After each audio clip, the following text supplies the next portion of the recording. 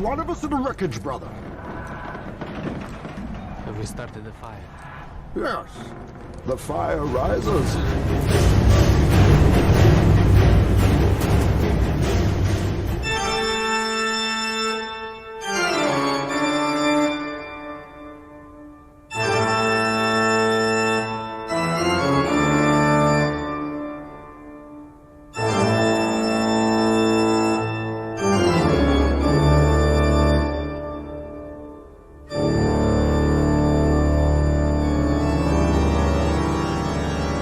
Happy Halloween, citizens of Gotham, and welcome to The Fire Rises, a Batman podcast focusing on all things the Dark Knight and his world.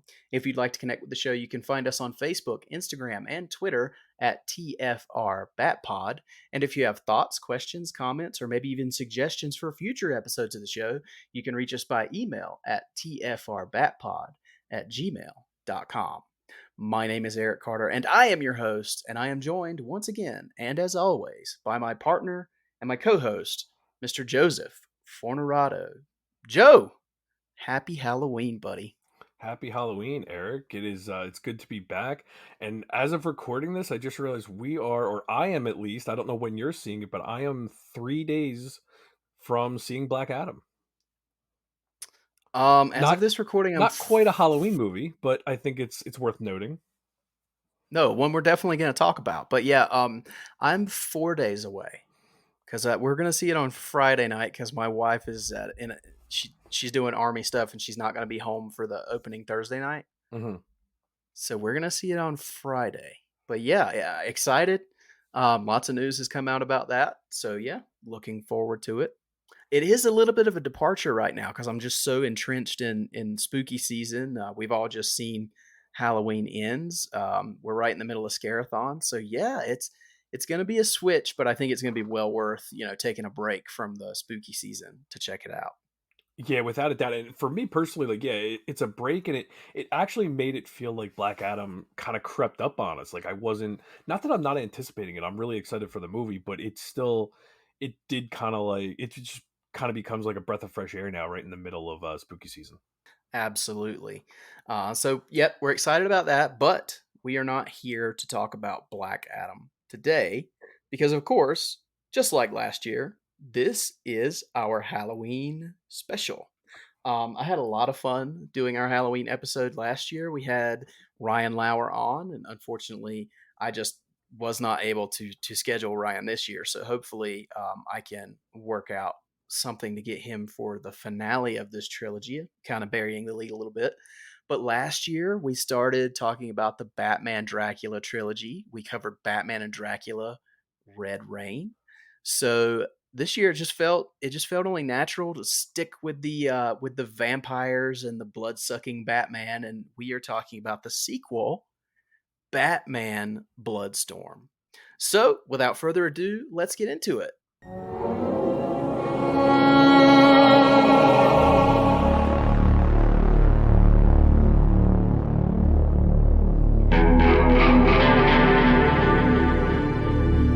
All right, Joe. So, of course, when you have a graphic novel, especially during the time when they were doing these Elseworlds stories, and you have one that just does as well as Red Rain, it is only natural that we get a follow-up. Now, I don't know if Doug Minch and Kelly Jones and Malcolm Jones III were expecting the success of Red Rain, and I don't know if they were expecting to do a second one, but here we are.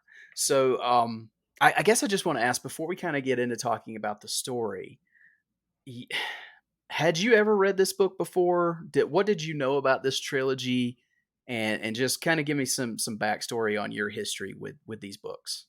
So no, I had definitely never read it before.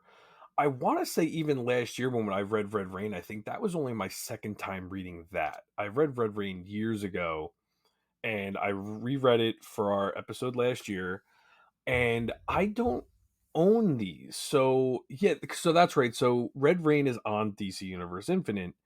The sequels are not. So last year when I went to kind of look and see how to read it, the only way to read it is with the Elseworlds collection if you don't own the hardcovers, like some of us are lucky enough to own. So Right.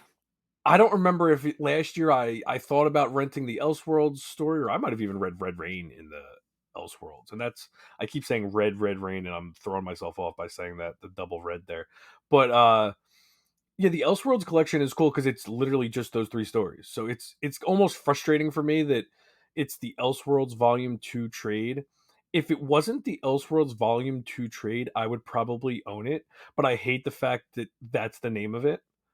Like, I'd rather just have like the Red Rain collection or the Batman vs Dracula collection. My OCD doesn't allow me to just buy volume 2 of Elseworlds and just have it on my shelf as the vampire collection. For whatever reason, it bothers me. So, but yeah, I this is the first time I read this book. I don't know anything about the third one either. So I don't even know the premise of the third one. I kind of know the premise, or I knew a little bit about the premise of this one going in, because this is the one that it's funny, we're like a year behind Ryan. I think Ryan covered this last year for the Batman Book Club, didn't he?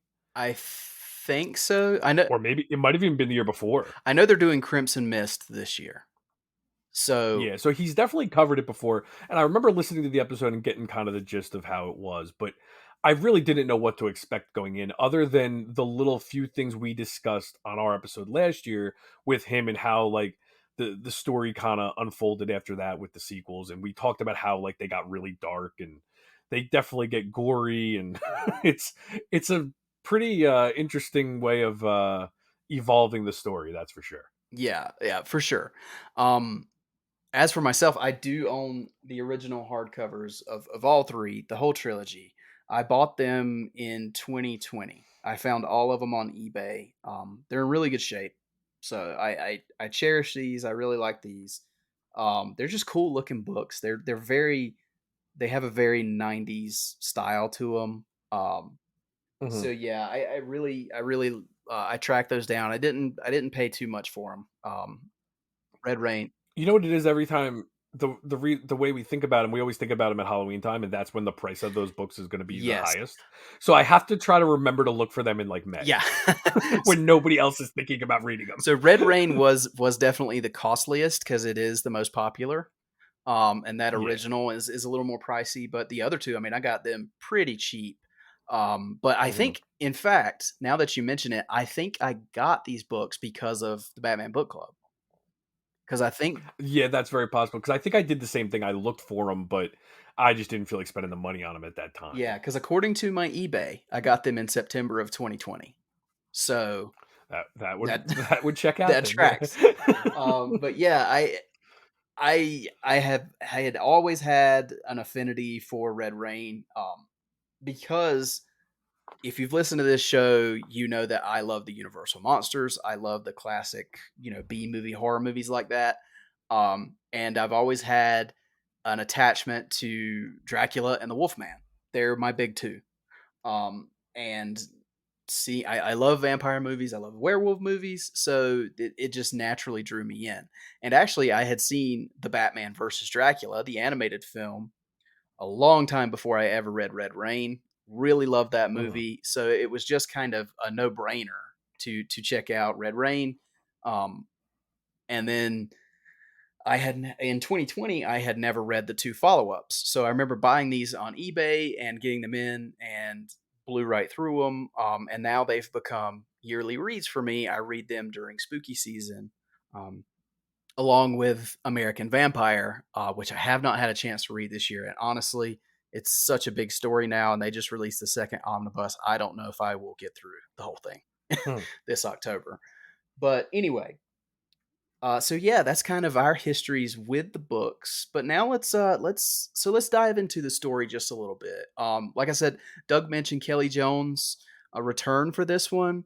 Malcolm Jones III as the inker did not return. We got John Beatty for this one. So I guess, could you tell any difference, Joe, between the way the book looked from the first one to this one? Now that you say that, yeah, I guess I didn't really think of it as it being the ink, but I think the style just looks a little different. It's a little brighter with the colors, right? Like, it looks almost more cartoony and less gothic. if that makes sense. Maybe a little bit at times. I don't Well, know. and maybe that there are definitely a lot more pops of color in this, Yeah, and so especially like with Catwoman, and Joker. Obviously, there are a lot more pops, but there's some color differentiations I think between this one and the first one. yeah, and also it's always hard because when you're doing the digital reproductions, I would assume with the Elseworlds they were all reproduced at the same time with that collection, so it should be pretty consistent. You never know what they did as far as tinkering if they remastered them, but these should be pretty. I don't think they would have remastered these because they're pretty recent stories, but that's just put an asterisk No, next to anything because you never know what they're going to do with the digital books. yeah, that's true, but I will say, I mean, I'm holding the original hardcover from '94. I mean, it's almost a Hmm. 30-year-old book, and the colors pop. I Hmm. mean, it looks. I mean, other than of course the Kelly Jones art that puts it in a certain era, it looks like a modern book. Yeah. So yeah, I mean, they definitely went a little. I would say a little brighter than the standard '90s comic was. Yeah. But yeah, so far as the actual story itself, I mean, I've heard you say I'm not sure how this is gonna go because I don't think you like this one as much as the first one. But we'll get into that. But this book is very much Joker heavy. So we've gone from the first one where we know that Batman faced off against Dracula. He ended up getting bitten by Dracula at the end of the first book, before he eventually killed Dracula. So we know now that Batman is a vampire. And he had already started to get some kind of vampiric powers in the first one, like he had Hmm. wings and stuff. But he's full on vampire now. But he's striving to be a vampire that does not suck blood. He has a serum that Alfred has helped him manufacture that's kind of a blood substitute that keeps him from attacking humans and drinking human blood. But of course, that is only a temporary fix. It's starting to have less and less effect. And as he's struggling through this, the Joker has come back to Gotham and he knows all about the vampires. And he has decided to take up with Dracula's horde that is left and become their new leader. And he convinces them to go after Gotham's crime families and stop just, with the homeless population and the dregs and things like that, and to go after the more high profile people in Gotham. And of course, it's the Gotham underworld, the crime world. So in the middle of this, we also have Catwoman, a very unique version of Catwoman wrapped into this story, and he becomes this love interest, or she becomes this love interest for Batman, throughout, and becomes kind of his, I don't know, what would you call it, Joe? Like his saving grace almost. Like, yeah, it's Yeah, just his exactly, yeah. he needed that. It's kind of like Tanya was in the first book. Yes, very much It's to so. keep him from going over the edge and to becoming like Dracula. So anyway, that's Yeah, that's the that's kind of the broad without strokes. bearing the lead there, yeah, that's kind of the I guess you would say the message of the book is that the love of a woman is what keeps him from crossing that line, I guess. Right, yeah. So yeah, that's kind of just the broad strokes of the story. But Joe, tell me why you hate Batman Bloodstorm. No, I definitely don't hate it, but when I first started it, I will say the thing that's so great about Red Rain is it doesn't fall into the trap of the typical Elseworld story like we talked about. Like they didn't find ways to shoehorn this character or this character in. And I think the problem I had with this one when we started it, or when I started reading it, was like we're just gonna throw the Joker in this story because how can you have a Batman story without the Joker? And I'll be honest with you from the get go, the Joker is my least favorite part of this book, without question. I could not stand the fact I would have preferred any other way to tell this story without the Joker being in it because it just seems very forced. That's Um, See, that's interesting to me because the Joker is one part that I really, really like about this book, actually, because I think this is absolutely a golden opportunity for the Joker. I think this is something that he would jump all over. It would not affect him one bit that this is not normal and this shouldn't happen. he would No, he would hit the ground my running. only question, do they ever explain why nobody kills the Joker? Like, why the Draculas don't even try to overthrow him? I mean, the vampires. Like, Well, he just comes in and he's their boss, and that's it. well, so they do attempt. I mean, they because at the beginning when he first finds the horde, so he has he has the holy water and he has crosses and stuff like that. So he's warding them off, Okay. and then he convinces them. He tells them he has a plan to Yeah. make them more prosperous in Gotham City, and I think the faith of him snapping the cross and throwing it away Mhm. while he's explaining this plan he has for Yeah, them so he gives them that manipulates them, trust. yeah.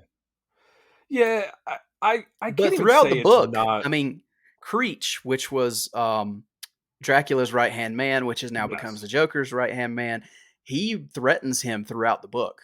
Mhm. If your plan doesn't work, we're draining you first. Yeah. And again, like, I'm not even saying it's not accurate to the portrayal of Joker. It was just more of like it's not the story I was interested in, I guess. Yeah, Because it yeah, just in a book where you're getting Batman as a vampire and a horde of vampires, not really interested in vampire Batman versus regular Joker. I guess that was the thing, was like, maybe if Batman was still just Batman, I'd be a little bit more intrigued, but I was much more intrigued in vampire Batman versus vampires now. And maybe if like the Joker turned by the end, or made it like, because he doesn't, right? I mean, it's been a week since I've read this. We're a little we're a little late with recording, but right, like Joker doesn't turn at the end. no, he doesn't. But we'll get to that. There's a Well, reason yeah, he okay, doesn't now it's turn. coming. Yeah, it's coming to me Yeah. now. So, like, there's just, yeah. Now I'm remembering. Like, I get the point of the Joker by the end of the book, but in the Mhm. beginning, I was kind of like, yeah, I'm not really interested in the Joker being in it. So I guess it kind of made sense as the book went on. But in the beginning, to me, it was like I wasn't really interested. It had to win me over by the end of the book, Yeah. and but I will say, going on like how it falls into that Elseworlds trap of introducing different characters, I will say I really enjoyed Catwoman in this. Yeah, I did too. And the different take on Catwoman because Yeah. she's just Selena Kyle in this book. Yes. Like, but Yeah, she's there's not. no past relationship. It's not like they took an established Yeah. Catwoman and made her into uh a were a were cat. Is that what they're going with? Yeah, basically. Yeah. Which there's some interesting things that they do with the vampire mythology in these books. Yeah, I didn't know Um, what you knew about the history of all of like the were animals that they discuss, and so there is a history of like Dracula turning into a wolf. He obviously everybody knows he turns into a bat, but if you read the Bram Stoker novel, he does turn into a wolf. he turns Um, into a wolf in the movie too, right? in The the in the Gary Oldman movie, yes. Yes, because I think Uh, I remember watching that and being like, "Eric, what the hell am I watching? Why is Dracula a wolf now?" Because I didn't know that was but a he thing. Yeah, but he's much more of a werewolf in that movie than he is Mhm. actual wolf. But if you watch Okay. even if you watch the Bela Lugosi movie, they don't show it, but when he escapes like Van Helsing and the the other men for the first time, um one of the men looks out the window and says, "Look, there's a wolf running across the lawn." Oh, okay. So I haven't it gotten to that is. yet this year. Oh, I'm sorry.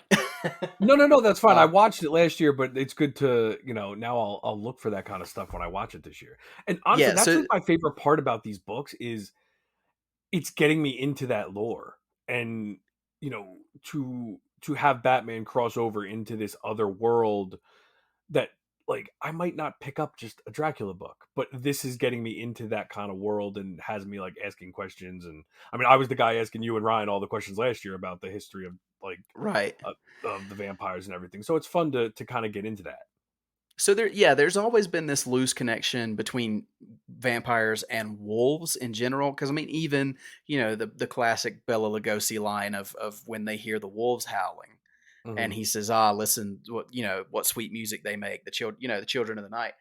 So that's that there is a wolf connection, and then, they just kinda take it a step further because I think they just wanted werewolves and were-animals in this story as well. Yeah. So they have this, that Creech, this other vampire, he can change into the form of a werewolf, and I guess if Mhm. you're bitten by him in that form, you become a were-animal, which is what happens to Selena, and she becomes a quote unquote "cat woman." Yeah, I So like all the way that things are explained in this book. I mean, kind of jumping around a little bit, but I I want to say it's like their version of Leslie Tompkins, but it's their like the doctor that he goes to for like explanations of what's going on. yeah, Um she was in the first one too. She's like an yes, I occult remember her being there. specialist. Yeah. And she like tries to find like scientific explanations for everything going on, and it's an interesting it's an interesting thing to do in a Batman book because like obviously Batman is going to try to find like how this could possibly be happening. Like what is an explanation for this? And he's a vampire at this point. He's a full-fledged vampire and he's still trying to rationalize the whole situation because it's just he I can't love that because grasp what's going on. that's such Batman's mind. Even though he knows that he is a vampire, Yeah. he's a supernatural creature. He still needs the logic. Yep. He still needs that scientific explanation. And that kind of Which stuff is what grounds a story as ridiculous as this. yeah, exactly. That's why I Um, like that. so yeah, I absolutely love the Catwoman stuff. I love that again, as we talked about, as her and Batman meet, and they're kind of confrontational just for a second, and then they realize that they kind of need each other. Mhm. Because I think Batman is her link into this supernatural world, and she is his anchor to humanity. I guess it keeps him Yeah. from going over the line. Mhm. Um, I love the tortured element of Batman trying to, keep from being that monster that Dracula was. And And he they touch on the fact that was it Tanya in the first book? yes, Tanya. It was Tanya in the first book and now she's gone. He's losing that will to do that. It's getting harder and harder for him. And that's where Catwoman becomes an integral part of the story because he needs someone to bring him back to humanity like you were saying before. Yeah. Um, I will say one of the parts that I don't like about this one that I really liked about the first one is there's a lot less Gordon and Alfred in this one. They're like peppered throughout the book here and there. And we know that Batman has kind of recruited them to be his daytime help, like they go after the vampires during the daytime, so Mhm. that Batman and Catwoman can go after them at night. So they're attacking them at both angles using their Yeah. strengths. Obviously, Batman can't go out in the daytime anymore, so I do like that. But it seemed like there was a lot less, especially of Gordon. Like he was just there to be the daytime cop, and you barely saw him in the book. Yeah, I guess that's the negative side to introducing two new main characters in the Joker and Catwoman as you're going to Mhm. show more of them.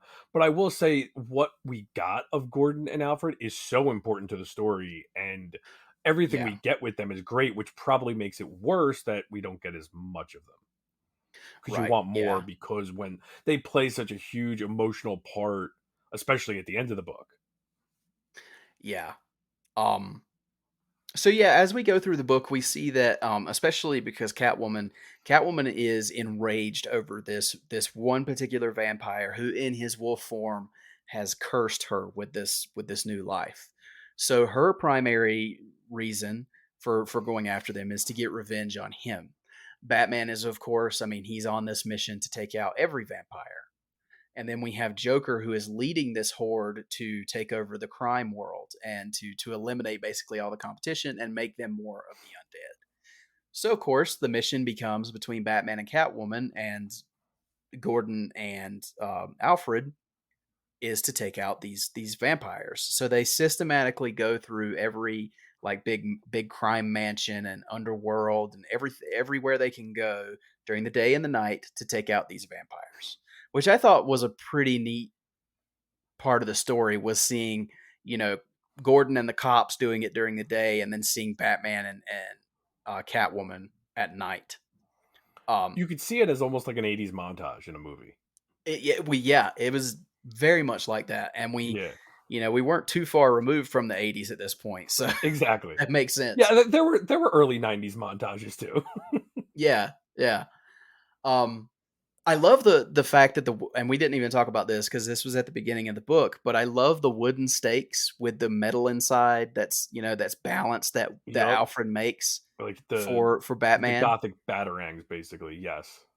Yeah, and of course they've got the Batman iconography with the ears and the Yup. wings and stuff like that. Because of course, branding, even in something as dark and horrifying as this, you've got to have branding, right? Yes.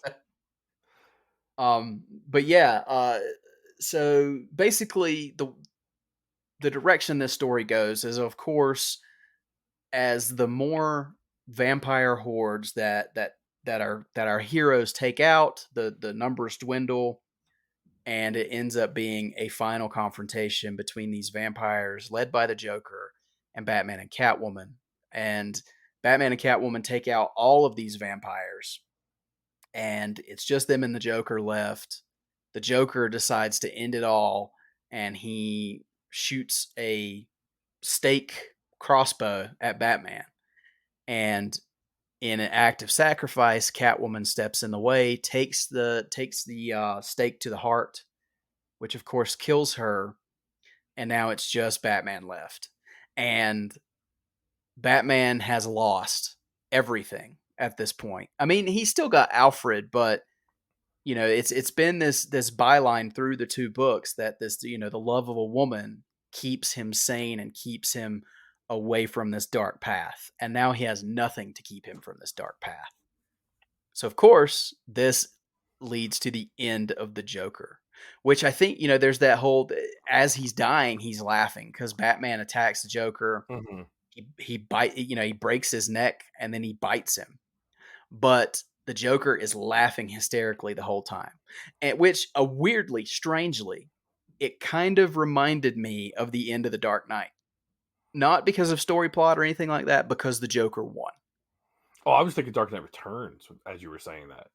No, the Dark Knight, because Yeah, Batman even says the Joker won yeah, in and the book. it's funny because like my critique of the Joker being this, I have to try to remind myself that this is an early '90s book, and it's a very well done job of showing Batman lose to the Joker by killing the Joker, and it showed the whole throughout the whole story. It's Batman's battle with the taste for blood, and his inner monologue, and the entire book is all about that. So the showing that he's at his end when Catwoman dies, and then for him to basically, yeah, like the Joker is laughing hysterically because he won. And you're right, it does definitely evoke the Dark Knight. um it's Joker's ultimate plan is to get Batman to kill him so he wins, and Joker doesn't even care that he dies as long as Batman loses. And yeah, Yep. that's where like we were talking about before, as much as maybe in the beginning I wasn't as interested as I maybe should have been with the Joker being in it, the more you read through the book, you learn, okay, they had a story to tell with this. That's why the Joker played such a huge part, because I don't think that ending means as much if it's not the Joker. No, yeah, yeah, I agree with that. Because of course it would be the Joker to drive Batman to this point. Yeah, I mean, the Um, Batman's been, fighting vampires this whole time and dealing with vampires and even a werewolf to an extent, and no, like what gets him is the Joker. yeah, exactly. So Batman is just distraught. He's beside himself. He knows that he's crossed that line. He knows what he now will become even further. So his final act, and oh god, this is the heaviest part of the book, is that he makes his way back to his, I guess is, I don't know if it's in the Bat Cave or not, but it's kind of like his tomb, Hmm. and he has a slab there, and he basically makes it back there by daylight so that he can take his rest. And he leaves a note for Gordon and Alfred explaining what's happened and what needs to happen. So the end of the book is a very heavy-hearted, in tears, Gordon and Alfred having to put a stake through Batman's heart, which man, I mean, even though this is, like you said, this is a ridiculous story. But that is a very heavy moment because if you look, I mean, the history of Batman with these two men that you can't help but think of all that history, even though it doesn't apply to this book, all that history between these three men, and now they're both father figures really for Batman, Yeah, because and they have to bring an end to him. well, yeah, because even despite the fact that we might not know what their histories are in the context of this book, I think the book does a good enough job of at least setting up the relationship. Even the fact that Gordon and Alfred are working together at this point shows you how much both of them care about Batman, or even Bruce Wayne at this point. Obviously, at this point, Commissioner Gordon's in on what's going on. Um, Mhm. but yeah, yeah, for such a ridiculous concept of Batman becoming a vampire, still you look at it as Alfred, especially a father having to kill his son because he's become a monster, and you have to put him down at his wish. And it's like they almost had this conversation, like Alfred knew this could happen the minute, like, it's almost like they said, like, if this ever happens, Alfred, you have to be the one to do this, because I'm not going to let myself fully become a monster. And it Yeah. was just understood. Even if they didn't have that conversation, it was understood. And yeah, it's a very it's a very impactful way to end this book, which I think, for a story that maybe isn't as good as the first one, all in all, I argue that maybe I might remember this one more, due to the fact that it has such a I think this has that stronger punctuation, the stronger exclamation point at the end. Where, yeah, I mean, the fact that he becomes a vampire at the end of the first one is pretty awesome too. But Yeah. it's not just that final page, to really, send it home. Right. And that makes me very curious what you're going to think of Crimson Mist Yeah, when we I get don't know there what the next year. heck is going on. Like, I almost think that might hurt a lot, because this is such a great ending. And I remember you guys be like, "Oh, wait till you see the sequels." And I Yeah. have no idea what happens in the third one. Not a clue. So I can't wait to see. I hope it's good. That's all I really got to say, because I hope they make me buy into however they bring him back. Or if the So whole third one is just Batman being dead the whole time and it's just whatever. But so I the doubt question that. is, are you going to read that one this year, or are you going to wait until the episode for next year? You know what? That's a good question. It depends how busy I am. I might finish it this year, just because I am interested in it, and I don't really have anything else that I need to read right now, and I think it would be a good one to go right into. But yeah, and then it might be nice to have it as a second read for next year. Spoiler alert, I guess we're Yeah. covering this next year, whether I like it or not. So You're right about that. well, we have to. um, Come on, you can't cover at the this first point, we have yeah. to. Yeah. That would be a kick in the teeth, wouldn't it? Yeah. Hey, next year we're covering Castle of the Bat. Yeah. I do feel bad for anyone that's listening to the episode if they, like, couldn't find a way to get it. Um I don't even know how much it is to buy Oh, on Comixology. that's a good point. I do want to bring up, yeah, this one for whatever reason is not on DC Universe Infinite. Um, I'll I plug know. Ryan's. This episode might as well be brought to you by Batman Book Club, because I'm gonna plug Ryan's favorite app, Hoopla, because that's how I read it. Yeah, the Hoopla is a great way to read it if you don't have availability to read it, online, or through DCUI, which we don't, We or probably if you should have don't want to started buy it on the Comixology. we probably should have Yeah, started the episode by saying read it on Hoopla, but or yeah, where we could find the book. But if you're still listening and are looking for a way to read the book, that's where I read it, and the DC Elseworlds Volume 2, which I talk about. Anywhere you can get yeah, that is a good place to read it. yeah. I'm hoping that maybe when the library on DC Universe Infinite expands next month, Hmm. it'll be on there Yeah. because I know they're putting a lot more stuff on there. So maybe it'll end up there. I don't know why they wouldn't. So yeah, hopefully. But I did want to. There was one thing I actually thought of while we were talking, and I wanted to bring it up. And I don't know if you noticed this. I don't know if anybody noticed this. They kind of gave Alfred a tiny bit of a Renfield spin in this book.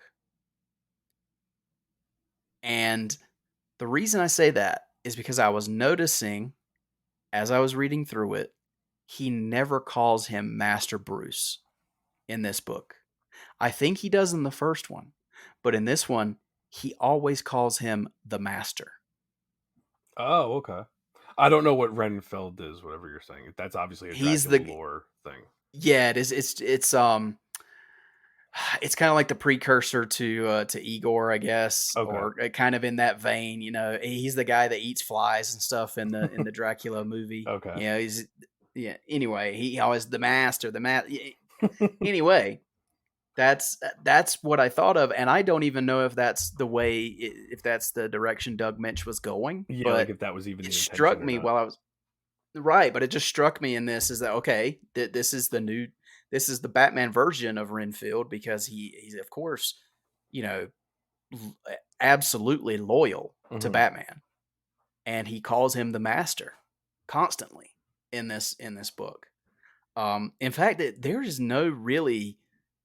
nothing left of Bruce Wayne in this book. No, it would make sense because, like, yeah, he's Master Bruce in the first book because he's not a vampire yet. Where the minute he becomes the vampire, now they're making that transition. Yeah. So that was just something I noticed. I did want to talk about just briefly. I did want to bring up. We had talked about the popularity of the first one, and it was no different with this one. When this book came out, it was the fourth most ordered and fourth best selling graphic novel of 1994. The only books that beat it that year were Superman Under a Yellow Sun, Wolverine Evolution, and Wolverine Fury Scorpio Rising.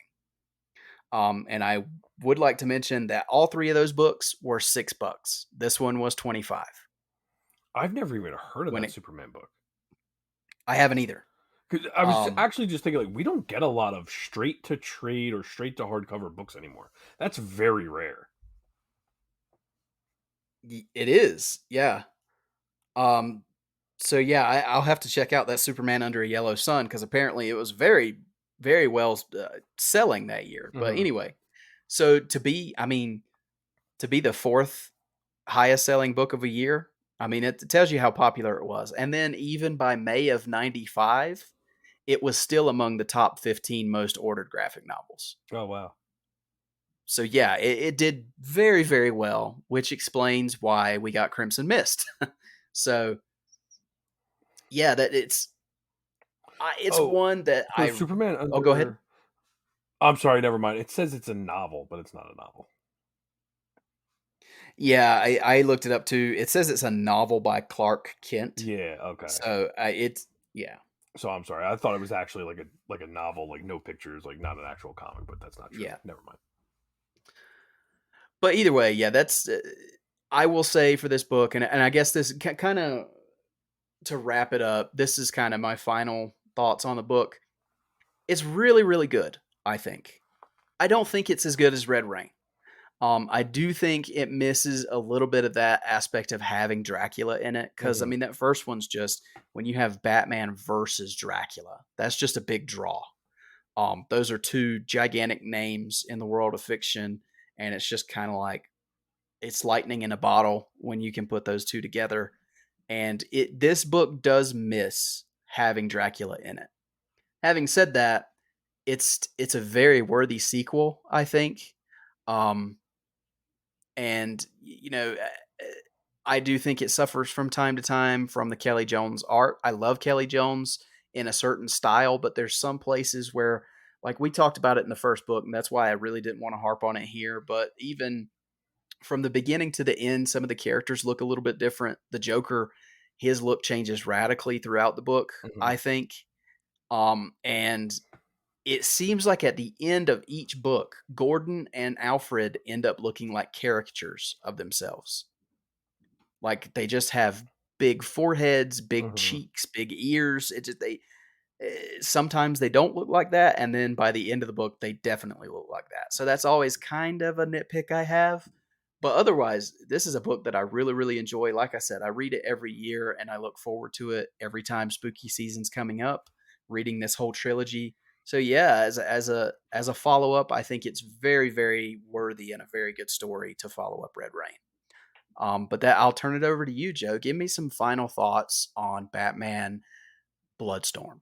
Well, I do agree with you, and I'm kind of talking out of both sides of my mouth here when I say that, like, I give them credit for not bringing Dracula back.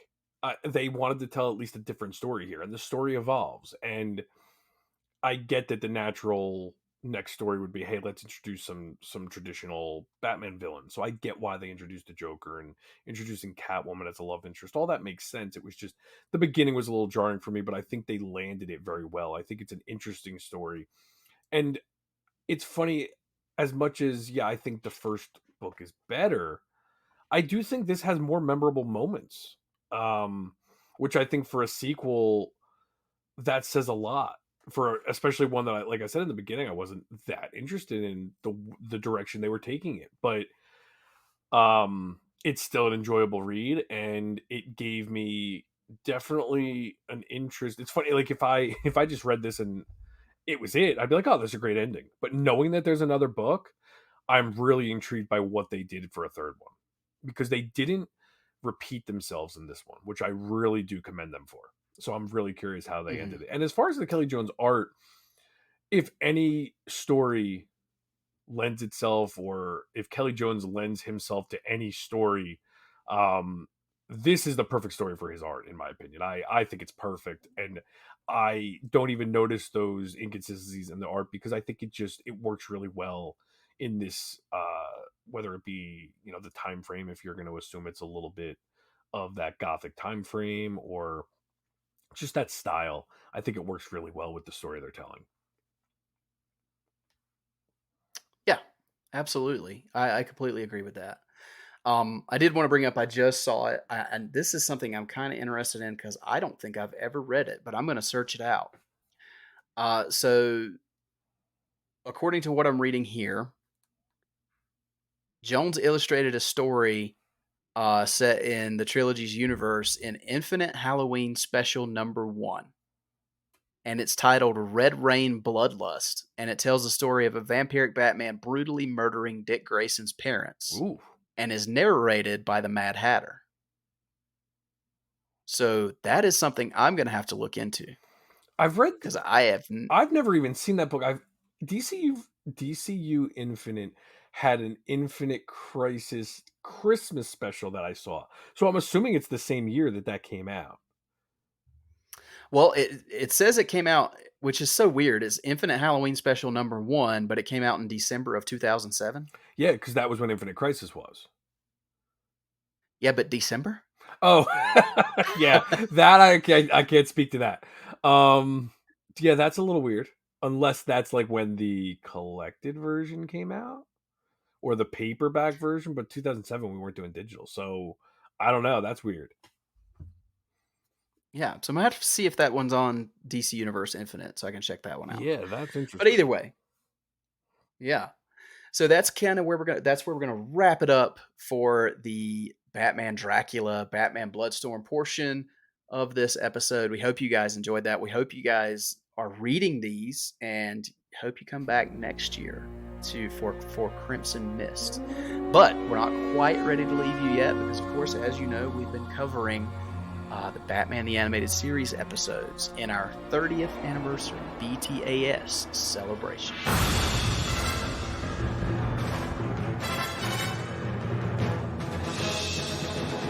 All right, Joe, so we have two absolute bangers today for our reviews here, and we're going to start with our first one, and it is titled A Bullet for Bullock. And in the synopsis here, and this is just a quick one, but someone has put out a hit on Gotham's toughest cop, Harvey Bullock. And after surviving several near misses, Bullock realizes he has no chance but to reluctantly ask Batman to help him discover who is behind the murder attempts.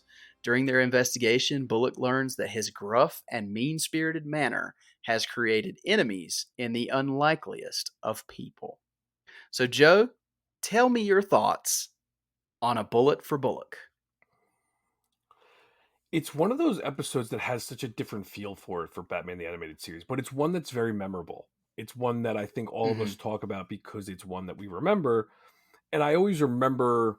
It's funny. It's another one of those where it's like, okay, I remember liking that one, and every time I watch it, I forget what the twist is or who's actually coming after him, because I don't think, as in, like, obviously it's important to the story, but it's still not. It's like the ride to get there is what's fun about the episode, not necessarily the ending. And it's just cool to see Bullock's interactions with Batman, which is what makes the episode, because their relationship in the animated series was such a different dynamic, and it was always fun to see them interact. And right from the get go, you see them, Bullock doesn't back down from Batman, but Batman's still going to tell him like it is. It's a really cool way to see the two of them interact a lot in this 22-minute episode. Well, it's the odd couple aspect Mm-hmm. because they're always kind of at odds with each other, and it's kind of neat, I think, as a character to see Bullock have to go to Batman for help. And they still have this almost like disgruntled respect for each other. Like they don't want to respect each other, but they can't help it because they Yeah. both want the same thing. So it's like, I don't even know if respect is the right word, but they they at least appreciate what the other is doing, whether they like it or not. I don't know. It's such a fun. It is a fun relationship. Like, just the fact that, what does he call Batman? He says like, "You're sleazy and something, and those are your good qualities." Like, I don't remember. Like, it's just, I love just the straightforward way that Bullock talks to Batman, because you don't see that too much.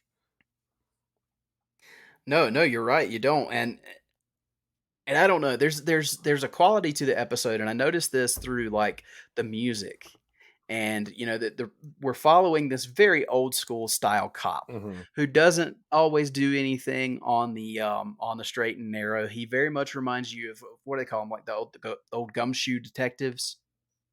And there's this jazz noir style I music love the music of that this plays a episode. lot. Yes, it Yes, feels it's great very old music. school mob movie from like the 50s. Like, that's, Yeah, yeah, yeah. and it just it fits Bullock so well, Hmm. and it's so funny, this gruff exterior that we have with Harvey Bullock, but yet he's one of the most beloved characters in Batman lore, Yeah, like, he's still so and it's likable because he is how he is, but he's a cop in Gotham. Like, can you really blame him for being the way he is?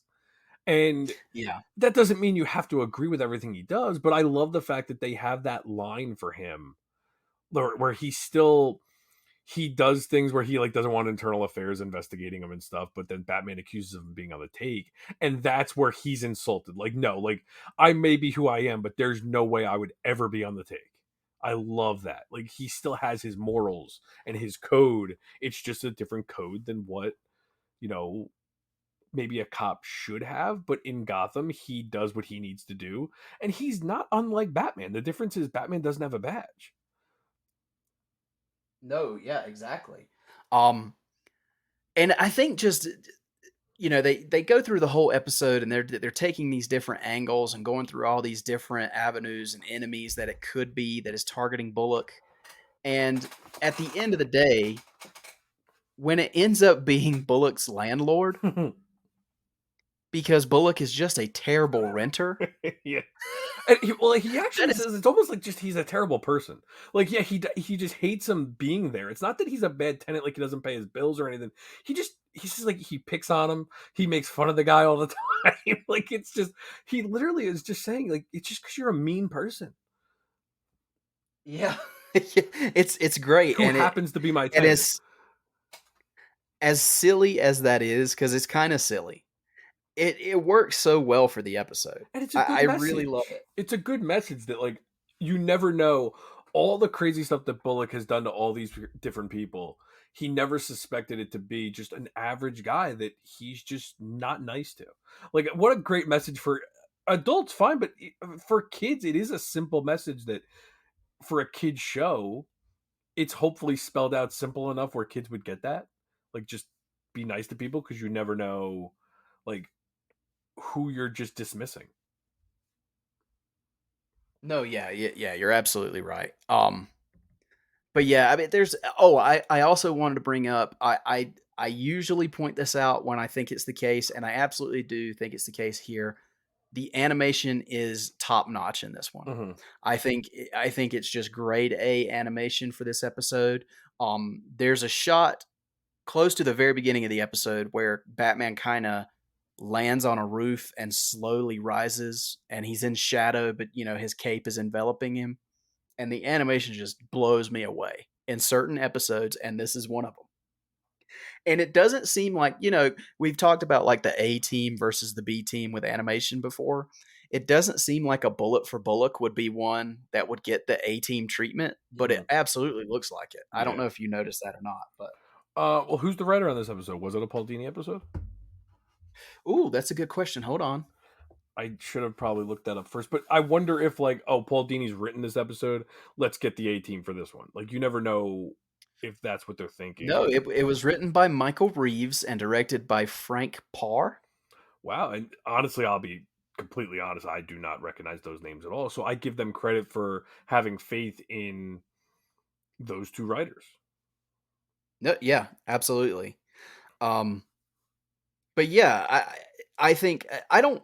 This one didn't make my top five. If I No, it did not, but it could. I mean, it's one of those. It's so memorable and it's so good that yeah, it's one that's always on a lot of people's top of lists, Hmm. and I think it's worthy. It's a very fun episode. Yeah, and it's a rare one that does not have Robin in it from the second season, despite having the Batman and Robin Adventures title. Yep, for sure. But I did want to bring up that one was chosen by Jim Bob Squarepants and Javier Vargas. So congratulations, guys! We finally gotten there. We're working, we're working through these episodes. It's been a lot of fun. But that's. Do you have anything else on a Bullet for Bullock, Joe? Nope, that's it. Okay, so we're gonna move into our next one, which I'm gonna go ahead and tell you I am going to gush over, and it is Beware the Gray Ghost. Um, okay, so before I gush, let me give the little synopsis here. So Gotham City is struck by a series of remote activated bombings as a warning to a ransom demand. Batman realizes that the pattern of recent bombings is based off of an old episode of a television show featuring his favorite boyhood hero, the Gray Ghost. Seeking information, Batman visits the actor who played the TV hero, Simon Trent, who has now become a down on his luck typecast actor who cannot get new roles because of his notoriety as the Gray Ghost. Working together, Simon Trent as the Gray Ghost teams with Batman to bring down the criminal and to save his reputation. So, Joe, before I go on and on, tell me your thoughts on the Gray Ghost. Just you telling the synopsis almost gives me like goosebumps thinking about the whole typecasting thing and knowing that it's Adam West playing the part. And this was actually at the point where he had finally overcome that for himself and just learned to embrace himself as Batman after all those years, because he went for a long time like trying to distance himself from that. I should say you're not allowed to gush over this because you don't gush over the '60s show like most of us do, but this is such a I'm going to great get into that. episode. Did I have this in my top five? I don't remember, because this is one that would I don't probably be on the cusp. I don't have yours written down. Yeah, I probably Um should have remembered mine, because I don't. For some reason, I feel like I left it off because I watched this one all the time, and I kind of mhm. found like new loves with a couple other episodes maybe that bumped this one. But this might be my most watched of any BTAS episode because of my love for Adam West, and it's just an episode that I know too well to just kind of throw it on in the background. Like, I do it a lot. Um, yeah, I can't gush about this episode enough either. So go on, and we'll just gush together. So this was my number one episode Okay. on our top 5 list. This is my absolute all-time favorite episode of Batman the Animated Series. Um there's a lot in this episode that really speaks to me as a Batman fan. And what's funny about it is this was my favorite as a kid. Hmm. Like, this was my favorite long before I knew that the person voicing the Gray Ghost was a Batman actor. Like, I did not know as a kid that this was Adam West. Okay. Um, had no idea. And even so, I absolutely love this episode.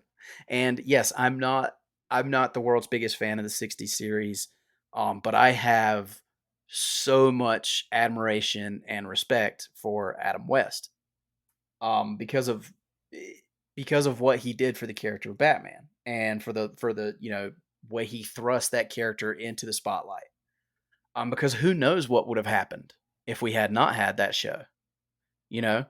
Um, I don't, Batman was not in the best spot so far as comics at the time. I mean, it really rejuvenated that character. So to have him in this show, and there's just multiple elements, um, coming down to the smallest element of the typecasting, and that being that being a mirror of what Adam West went through, because he was typecast and he did not. I don't think he became the actor of the capability that he had in him because of him being typecast. Now, he got a lot of fame later in life by doing other things like being part of Family Guy and things like that, but he was always Batman. And some people embrace that and run with it. And some people, for a brief amount of time, I mean, it even happened with Michael Keaton, it becomes a curse Yeah. and you get stuck. And that's all anybody ever sees. And it's a fight, and it's a scratch and a claw. Luckily, we're in a day and age now where playing a superhero does not do that. It's the opposite now. Playing a superhero in a lot of cases launches your career. Yeah, it gets you Or, other I mean, look at parts. Yeah, people, because you're so recognizable that now people are going to come watch your other movies. And I mean, I think we're all yeah. guilty of that with a lot of the Marvel cast, especially because they did a lot of casting of no names. Well, even with Robert Downey Jr., I mean, it Yep. can save your career. Yep. So there's a, it's just, and I'll even bring this up just because it's recent. It's on my mind. We were talking about Dracula. I told you the other day I was watching the behind the scenes, or some of the bonus features of Dracula, the original Dracula with Bela Lugosi, and they were talking about kind of the legacy of Lugosi in one of these special features. And he got so typecast as Dracula, even though he only played him twice, Hmm. that he was in such a bad way, just a few years after that movie, that he couldn't get parts. He went through 3 agents in a matter of years just because he was stuck as Dracula and nobody wanted to give him a chance at anything else. And I think that happened with Adam West. And to see him come into this series and to voice this character, which had to have been, an honor, of course, but also just a reminder of, yeah, this is me. Hmm. You know, it's there's a lot of depth to it, and it really hits me hard, watching the episode. And this episode, I mean, it's so fun and it's such an homage to so many things that it shouldn't. I mean, it's an animated kids show. It should not hit you the way that this episode hits me, but it almost at times gets me emotional Oh, definitely. because it's just, and it's not only those aspects like the Adam West aspect I talked about, but it's you see through like the kid Bruce Wayne's Hmm. eyes watching his hero. Just, I mean, much like we grew up watching Batman, And you and see Bruce with his dad, a you rare spot in this series where you see Bruce with exactly, Thomas Wayne, and Kevin Conroy voicing uh, Thomas Wayne is a great touch too. yeah, it is, and you kind of just see that, like, absolutely, the Gray Ghost kind of replaces Zorro in this role Yeah. in the animated series. But I mean, you see him getting to meet his hero and to work with him, which is kind of a connection to his dad and that father figure he didn't have growing up, and but he had the Gray Ghost, and he always loved the Gray Ghost. I mean, I thought it was such a neat touch when the Gray Ghost goes to the Bat Cave in the episode. He says this is an exact replica Yeah. of the lair from the show. and Batman shows him his shrine to the Gray Ghost. Yep. And I don't know. I mean, even the story doesn't even really mean that much. I mean, the story of who the villain is. I mean, it's this guy that he was a toy enthusiast, and I thought they were going toy maker for a while when I first watched this show. Yeah, and it's funny because like Um, that becomes such an irrelevant part of the story. Like even as many times as I've watched this, I'm like, I don't even remember how this ends. Like I have no recollection of how the episode ends, other than like, yeah, I think it's the toy guy that's the villain, but like it doesn't even matter. Like that's not the point of the story. The point of the story is the relationship between Grey Ghost and Batman, and I love like you said with the whole thing with him showing the shrine, and he's like, oh, so it wasn't for nothing. And you think like just yeah, watching this as a kid, or even us now, like we're adults and we have our shrines to Batman as kids, and think like, or I mean as adults, like we have our shrines in our houses and stuff. And yeah, you would think like if we in the real world somehow became superheroes, we would model ourselves after Batman, the same way Batman is modeling himself after Grey Ghost. Like it makes sense, and for a kid to watch this, you have to love that, and it hits on so many levels between, uh, like I said, with Bruce and his dad with that flashback, and him modeling the Bat Cave after his stuff, and him seeing the Batcave and just being in awe of it because it's like his show that he was a part of became a reality, and there's mhm. just so much great stuff in the episode. It's hard to even cut it down to discuss it like we are, but there's Adam West has become such a, I mean, for lack of a better term, it seems like such an understatement, but an ambassador to Batman. I mean, he's shown up everywhere to just embrace the fact that now he was Batman. I mean, I've talked about it before. I don't remember if I talked about it on here or another show, but like him being on King of Queens in an episode, um, joking about going to a Comic-Con was like hysterical. And he was on Big Bang Theory as himself. He's done so many appearances, like not to mention, I mean, his whole thing with Family Guy. But like this and those two sitcom episodes were what I watched when I found out he passed away. And Mhm. because we're lucky that, I mean, we're always going to have the 60s Batman show. Like, I still love that show to no end. But it's this kind of stuff, seeing him after the fact and him being himself. Like, this is more him being Adam West in these kind of things. Um, Well, yeah, and when you think about it like that, I mean, and I don't mean to make this so heavy, but it's on my mind right now. I mean, if this was the first thing I also watched when Adam West passed away, and it made me think, you've got the two biggest, like you called him one of the biggest ambassadors for Batman. I would put Kevin Conroy on that level too. yeah, absolutely. I mean, you have two of the biggest, you know, torch bearers of Batman in the same episode together. Yeah. And it just, as much as it probably crushed the people who grew up loving the 60s series when Adam West passed away, it just, and I hope it's, God forbid, years and years and years from now, that's the feeling that I'm going to have when Kevin Conroy passes. Mm-hmm. I mean, and I know that that's a morbid thought, and I'm sorry to make it that heavy, but it does make you think about how immortal, even after they pass, that this character makes these people, Yeah. and that's part of the reason we love Batman. Yeah. And to get all of this out of a 20-minute cartoon based on, like you said, a take on Zorro. Yeah, Like we just talked about yeah, this in a very heavy manner, which, like you said, that wasn't even the plan. We weren't assuming we were going to talk about it like this, but it's just it kind of evokes that, and I think that speaks to the quality of the show.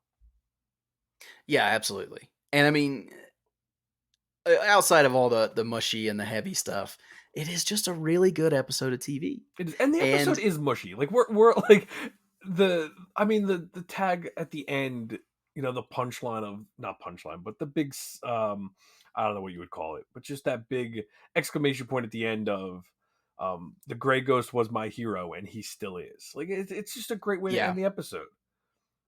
It is. And we were talking about music in the last episode. That Gray Ghost theme in this Mhm. episode is so cool. I mean, it's got that old school B movie flair to it. Kind of reminds me of stuff like The Rocketeer and things like Yeah. that. You know, but yeah, I love the music and I love the story. I just love everything about this episode. But I will stop going on and on about it.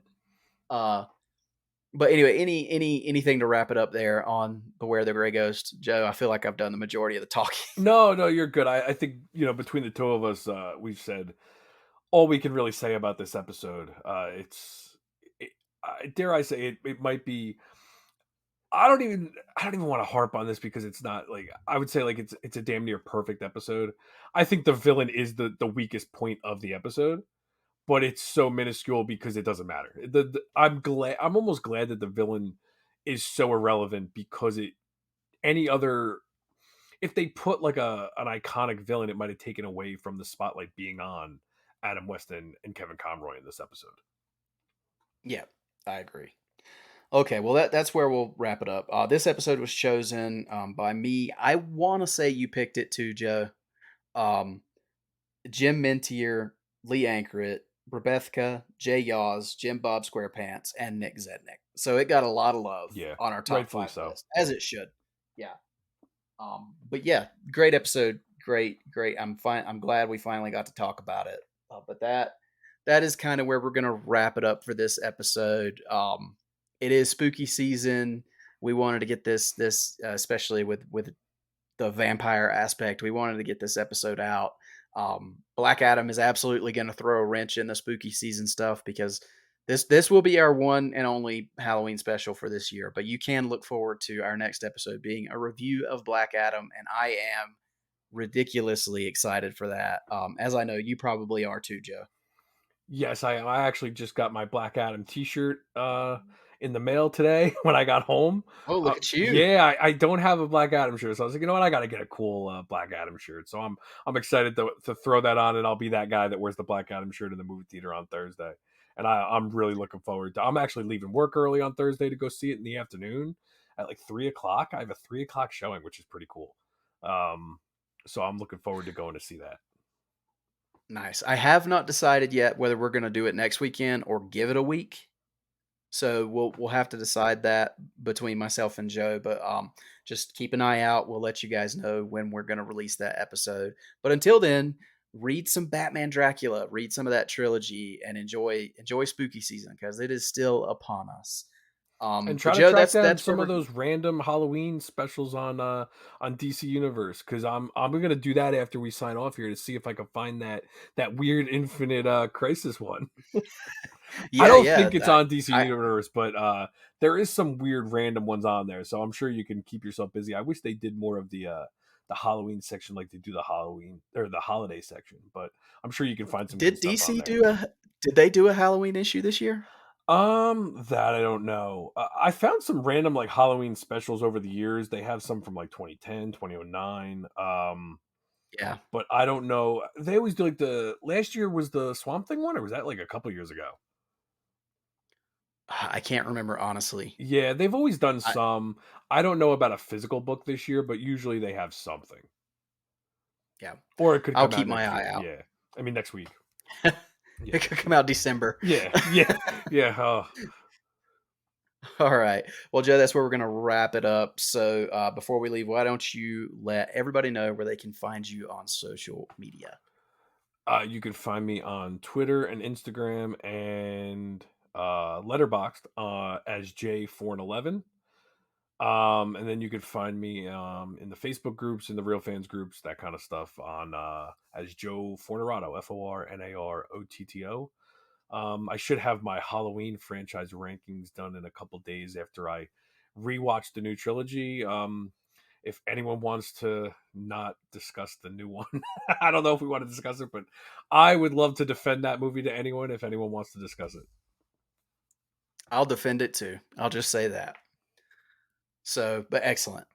As for myself, you can find my personal accounts on Twitter and Instagram and Letterboxd. That's ME Carter 89, Me Carter 89. The show can once again be found on Facebook, Instagram, and Twitter at TFR Bat Pod. Once again, if you leave us an email, that's tfrbatpod@gmail.com. We will read those on the show. If you're looking for a way to support the show, the easiest way to do that is to leave us a rating and review on Apple Podcasts or Spotify. If you leave one on Apple Podcasts and leave a written review, we will read those on the show as well. Another way you can support us, we don't ask that you spend a dime, but if you'd like to, you can go to redbubble.com and search Shop TFR, all one word. Our cool logos are on all kinds of stuff that you can rock from that website. So go check that out. And that's going to do it for this episode, the spooky episode of The Fire Rises. So until then, until the next time, until we see you again, make sure you keep that bat signal lit and pointed skyward.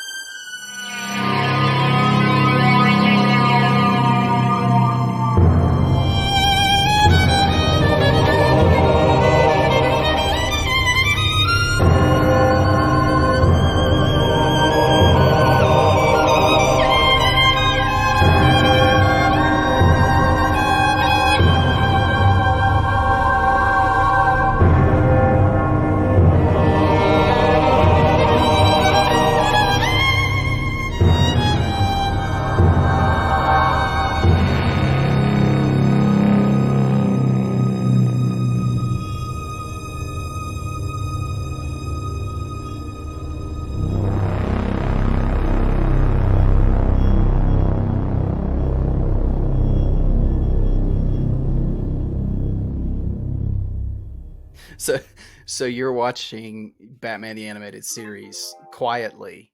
Did you just win something on eBay? I did. Look at you. My stick broke last night, so I had to put an offer in for a new stick, and I didn't feel like it's a hockey stick? Oh yeah. That is a huge letdown. I thought it was going to be something cool, something No, Batman nothing related. good, unfortunately. But I'm recording this. This is going to be the stinger. Probably, yeah.